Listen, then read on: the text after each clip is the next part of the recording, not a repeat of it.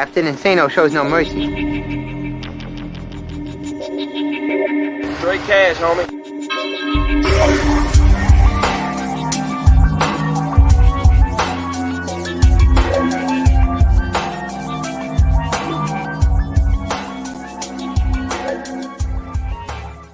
Hold on to your butts.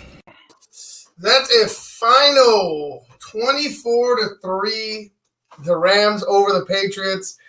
Man, it doesn't even feel like it was close. It might as well have been 1,000 if you were doing. You know what I mean? Like, shit, it might as well have been 1,000 for the Rams and nothing for the Patriots because they were just, god awful on offense.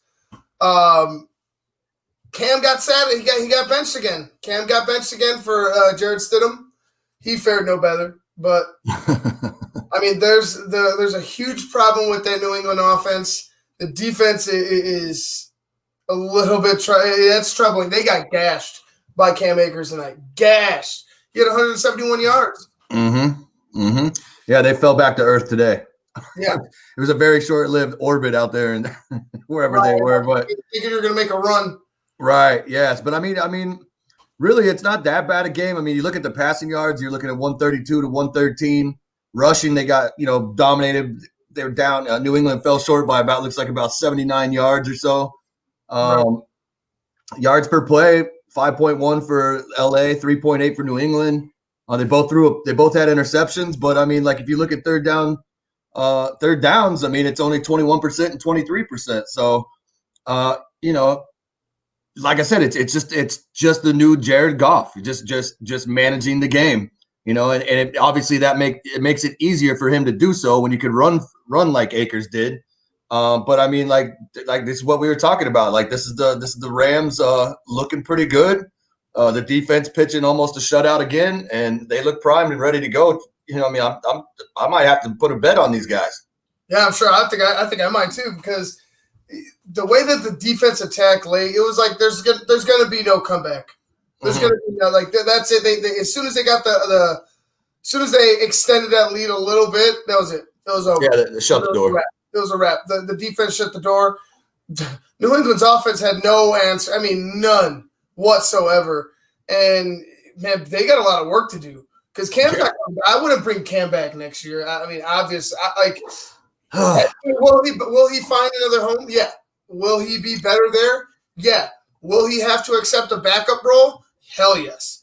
Because right now it's like you got to find that. Look, whatever magic happened in Carolina, that's said and done. That's gone. That's age. He needs to find, like, I'm sure he can find some success, but you need to pair him with somebody that's willing to completely like get him to understand, like, you cannot do certain things anymore. But I'm not sure if he's going to be a complete pocket pat, like if that's who he is. I mean, he could do it, but he needs a line. He needs a couple things to help him out, because you could see how like bleak. Like it was just, there's nothing there for that offense of New England, and Cam can't do it all anymore. He can't do it all anymore. Yeah, I mean, and we've seen that over the years with the running quarterbacks. There's not really one of them that's really made that transition from a running quarterback to a pocket passer. I mean, there's been some guys that have done all right, but you're not talking about these guys when you're talking about elite quarterbacks or like the Hall of Fame quarterbacks. Things like dudes like Peyton Manning, Drew Brees is going to be one. I'm sure Phillip Rivers should probably get in there. He may have to be nominated a few times or put on the ballot a few times. I don't know, but like these guys, you're seeing the same thing. Just like we talked about with Kyler Murray. Keep him contained. Can't throw that well. Lamar Jackson, keep him contained. Can't throw that well. So we're starting to notice this. Cam is definitely out of his prime there when it comes to running the ball. Yes, he will run, but he's not the threat that he used to be. And like I said, I don't think that Cam could be a pocket quarterback, because I don't think Cam has the tools to beat you in the pocket. I mean, given on another team possibly with a good receiver, but if he goes to a team, he's got to have a stellar defense, because he's got to have a team that can keep. His defense has to keep the other team to low points in order for him to be able to put up points, because he's not gonna put 45 on you every Sunday. No, it's And you know, you had mentioned Jared Goff. He had 25 attempts. 25 attempts. They ran the ball 29 times to Cam Akers, 4 by Goff, and I'm sure it was just scrambling. Darrell Henderson had 2, and Robert Woods had one.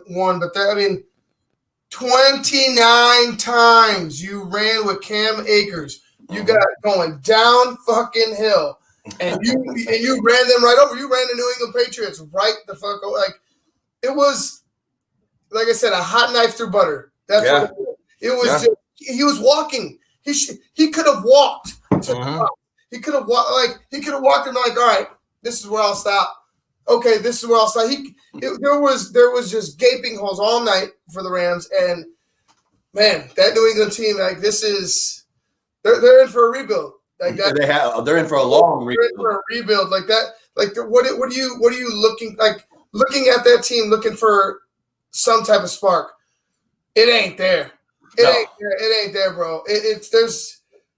Look, they have the greatest coach of all time. I'm not saying that they won't make a comeback. You know, maybe in a couple of years, maybe in a year. Who knows?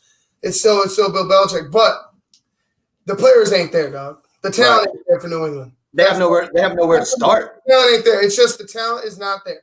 They have nowhere to start. What do you build around? Name one thing in New England that you build around. There's nothing there.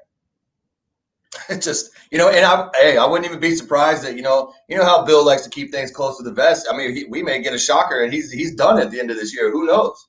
But like I said, he's starting to do all these commercials and stack this money away real quick. Who knows? I mean, I wouldn't be surprised. I mean, does he want to sit there and wait? He has nothing else to prove. Yeah, no, exactly. And that's what I'm saying. Does he want to sit there and be the coach for the next 4 or 5 years while they rebuild this team? I don't think he has that in him. Come to Chicago, Bill. I'm dead fucking serious. I'm dead ass serious. Come to Chicago, team president of operations. You have the keys to fucking whatever you want. Yeah. And you still have somewhat of a say in drafting players. But for me, it's going to be a total rehaul. Like, it has to be. It's going to be a total. It's going to be a total haul. Like, you have to find something. There's like you just said. There's nothing to build around. What is there?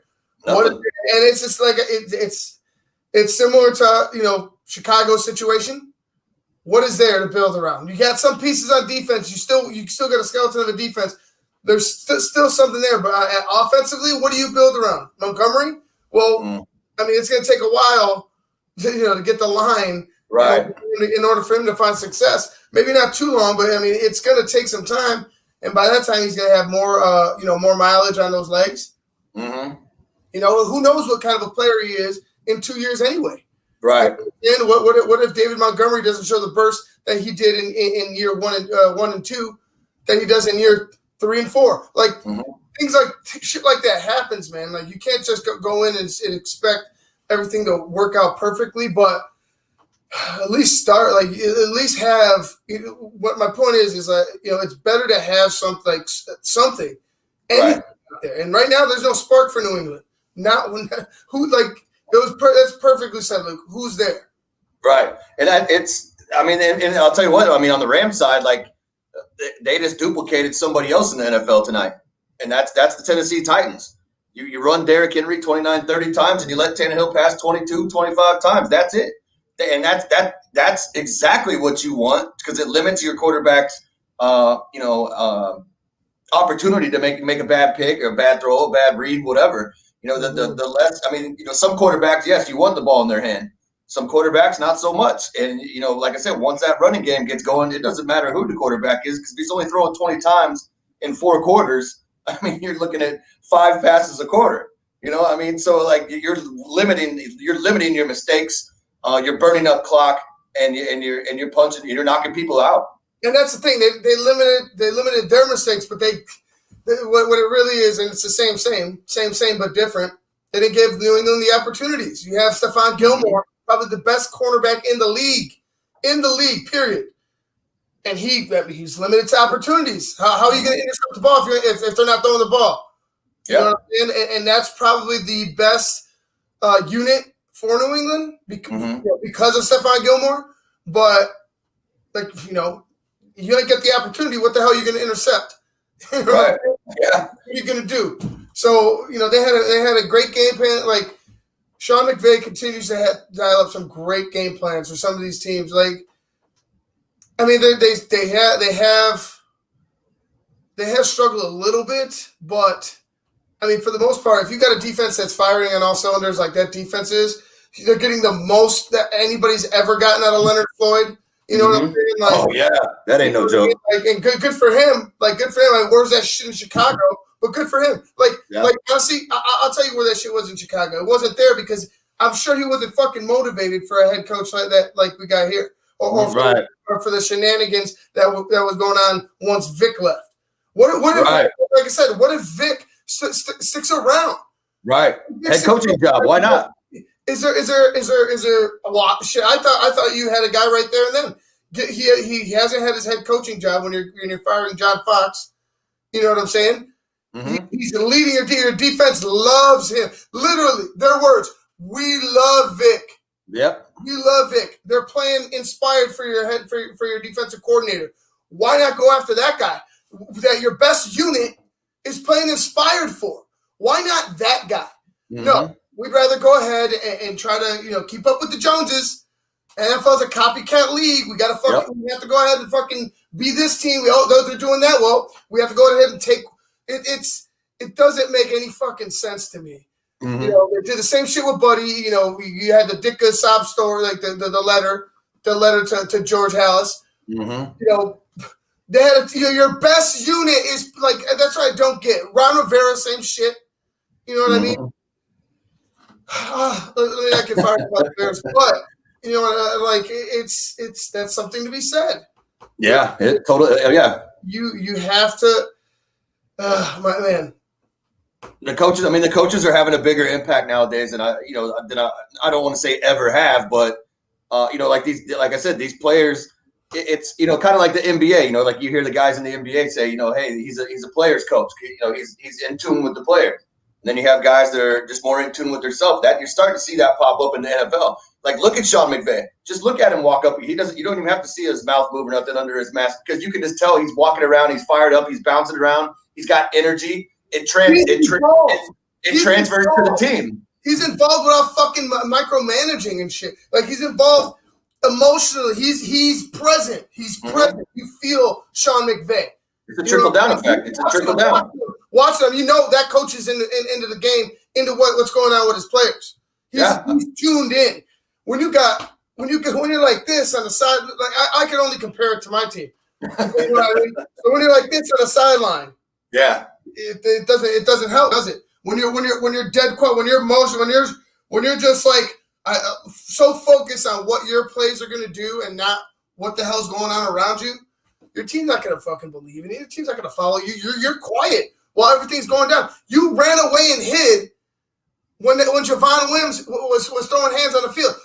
Why are you delegating anything to your coaches when your player loses discipline like that? Why are you not like you're the head? Mm-hmm. Who the hell else matters at that point? You can't be a head coach and be scared of conflict. I'm sorry, that just doesn't happen. But that's Nagy's way. I mean, we'll see what happens. Hopefully he's gone at the end of the year, along with a couple of the other guys up there. But they're going to have to make some major moves, man. They're going to have to. I wouldn't be surprised to see him get rid of Hicks and Khalil Mack in order to get, God willing, maybe trade Mack, maybe both of them. I don't even know to Dallas maybe for a shot at Dak or something. I mean, or maybe a Mack to Dallas for Dak, and then you trade Hicks somewhere else for maybe another receiver. Draft picks. You get draft picks too, man. You have to rebuild the line. You have to rebuild the line, and Mac would probably be the guy. Like I would see you have to. I mean, he's gonna give you the most. You know what I mean? Like you're gonna get the most in return for him. That's it. It'd have to be him. I don't think they would trade Dak. I don't think they'd do that unless he demanded a trade. Well, I mean, that Dallas defense is holy. Right. You know what I mean? Right, but you get a pass rusher when your defense is lacking in run stoppers. like I would draft defensive line very like first and foremost. I would look to trade Hicks to Dallas. Trade Hicks over to Dallas, get some draft picks, trade Max somewhere else that's ready, that's ready to go. You know what I mean? So now you have a Dallas. Dallas is going to give you a high, like, let's say I don't know where it would be placed, but it'll be up. It'll be potentially a higher draft pick. You know what I'm saying? You sending Hicks to Dallas, and then you go ahead and send Khalil to a contender, and now you have flexibility throughout the first. I would expect Mac to possibly generate maybe 2. Hey, it just depends on the team and how bad they want him. Maybe it would be a first round pick. He's had back issues and stuff. Like I don't see it being. Maybe it's like 2 twos and a couple picks in the same draft or whatever. You know what I mean? Maybe it's something like that where you get a bunch of players right away, but it's still kind of like. Yeah, there's a lot of teams out there with the addition of Mac that would be downright scary. Like if Mac went to the Rams by chance, that's insanity right there. Even if you went to the Titans with Jadeveon Clowney on one side and him on the other side, put a veteran over there with that young Washington defense. There's a couple places where he could go and may have a major impact. He's definitely not going to go to somebody that's looking to rebuild or anything like that. But I mean, to me, I if I'm going to trade anybody on that team, get the most more bang for my buck, it's got to be him. I mean, I agree. I totally agree. And those guys are probably not going to go anywhere. Like you're not going to be able to cut loose any of them. You know what I'm saying? I think we were doing I think Mike was talking about it yesterday on Hell-Tech Hall, where he was EJ Snyder. He listed the Bears the cap hits. Like if you were to cut guys right now, the cap hits and Mac had something ridiculous, like 38 mil. Mm-hmm. You know what I mean? Like you have to trade those guys. Like it's a if that's the way that's the route you're going. But anyway, fuck you. Like I don't want to discuss it. It just gets me like furious. Because a little while ago we were talking about this defense being championship ready. You know what I'm saying? Championship ready. And we're talking about Matt Nagy being an offensive genius. And look what the fuck we got now. Or actually don't. Matt Trustman. Mm-hmm. All right, bro. I'm gonna get out of here. I'm tired. I'm beat. Struggle bus right now. But I thought it was a telling game. It wasn't a good game. It was a very telling game of where two franchises are. And the Rams are definitely trending up. And the Patriots are definitely looking for major. They're done. Major change. They're out of it, man. There's they got the Bills. I mean, they're going to probably get another win against the Jets. That 2 of their wins right there against the Jets that haven't even won a game. So the Patriots, I mean, they may have however many wins they have, but I mean, I don't look for them to do too much more at the end of this year. And I think it's talking about rebuild. I think it's time to pull the plug over there and just blow it completely up and start all over. And like I said, I wouldn't be surprised if after this season. And here, we were talking about rebuilding that game. I don't mean to switch lanes, but we were talking about who to build around and if Cam would leave. And I was going to say, if you like Jared Stidham that much, then okay, let Cam go. But do you trust him? You know what I mean? So that's going to be a telling thing for them. He won't be the guy. They will end up drafting a quarterback before they would, Right, but yeah, the Rams look great. I mean, there's not much to say other than Goff throwing the pick. But other than that, there's not really much to complain about on the Rams side. I'm sure McVay will find a couple things to complain about, but from what I'm seeing, they look pretty damn good. Yeah, they do. All right, guys, that's going to wrap things up for us here on the Basic Monsters Game Day podcast. I'm tired. That's the medals. We'll see you guys on Sunday. It's a big day Sunday. Big day. A lot to talk about at noon. Both games at noon this Sunday. Yeah, both games. Both of our games are at noon. No. Yeah. Well, both of our games are at noon. So if you, we'll be We'll be talking a lot of crap, I'm sure. Who are you playing? Oh, we have Deshaun. Deshaun's coming into town. Ah, damn. Okay. Our should have been quarterback. Right. Oh, yeah, I forgot. They were talking about Deshaun coming to Chicago and looking to make a mark because they didn't even take him out to dinner. I hope he likes her. I honestly, part of me hope he likes her. Never mind. Let me stop. Later, guys.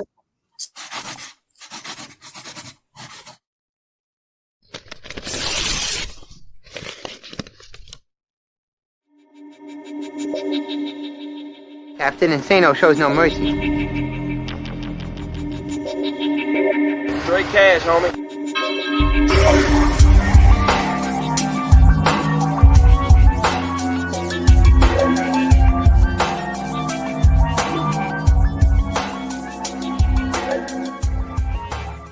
Hold on to your butts.